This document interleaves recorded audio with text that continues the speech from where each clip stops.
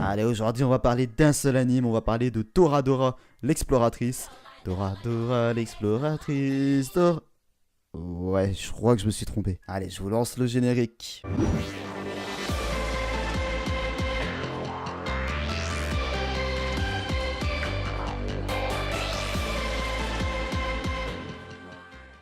Après une intro sortie derrière les fagots, ça rime en plus, c'est nickel.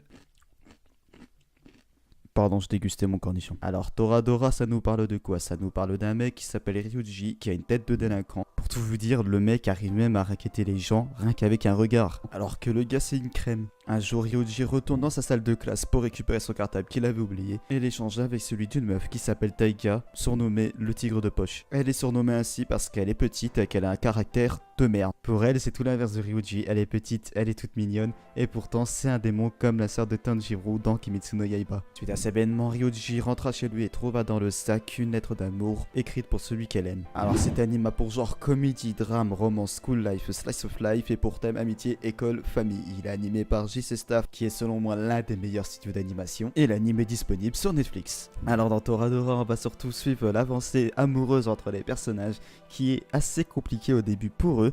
Nous, on arrive à suivre très facilement, et tout est bien organisé comme ça. En vrai, la plupart des personnages sont attachants, mais sont quand même tous des clichés. Nous avons Taiga, la tsundere, nous avons Ryuji, le mec qui se prend toujours tout dans la gueule, nous avons les deux autres, les amis qui les aident entre eux, et nous avons même l'autre perso qui vient foutre la merde dans toutes les relations. Avec ce cocktail, nous avons un bon animé de romance comme on les aime. Ce qui est vraiment intéressant, c'est la seconde partie de Toradora, quand nous en avons déjà appris pas mal sur les persos. C'est à ce moment-là que ça devient vraiment intéressant, les dramas commencent à se mettre en route, et ça nous tient en haleine, ouais, comme celle que t'as mauvaise le matin.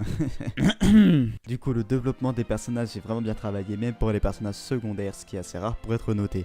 Alors maintenant, parlons des openings. Petite mention pour le premier opening, qui est plutôt pas mal. Ok, j'avoue, je ne me souviens plus du deuxième opening. Pour de vrai, le premier opening n'a rien de spécial, il présente juste les persos, comme la plupart des openings le font. À part les paroles qui font très enfantines, au début, il dit purée, purée plein la tête. Non, mais je vous jure, vraiment. Ah non, non, mais je vais vous faire écouter. Hein. Purée, purée plein la tête. Vous avez vu? Je crois que cette blague a déjà duré beaucoup trop longtemps. Alors, je viens de réécouter un opening que j'ai déjà entendu plus de 500 000 fois vu que j'ai regardé l'anime 11 fois, mais c'est pas grave. Du coup, le deuxième opening est très ressemblant au premier. En vrai, à part les musiques qui sont vraiment stylées, je vous conseille de les passer. Ils ne sont pas très intéressants visuellement parlant. Alors là, je viens de dire de passer un opening. Qui plus est, un opening que j'aime. Très intelligent. Maintenant, on va parler du ending. Ah bah non, en fait, on va pas en parler. Euh, il sert à rien. Genre, enfin, il sert à rien. Normal, c'est qu'un ending, c'est pour marquer la fin. Mais on voit juste des personnages marcher avec un parapluie. La musique est bien, mais le reste, il sert à rien. C'est inutile, ça fait rien avancer. Et ce qui est du deuxième ending, c'est comme le premier, on voit juste des personnages faire de la cuisine. La musique reste bien cool, mais le reste ne sert totalement à rien. Même l'animation n'est pas terrible. Enfin voilà, Toradora se regarde sans effort. Les personnages sont vraiment tous attachants, l'histoire est entraînante. Comme dirait Justin Bridou, tout est bon dans le cochon. Et Toradora est un très bon cochon. Alors, si vous me demandez le rapport entre un anime et un cochon, je vous dirais qu'il n'y en a pas.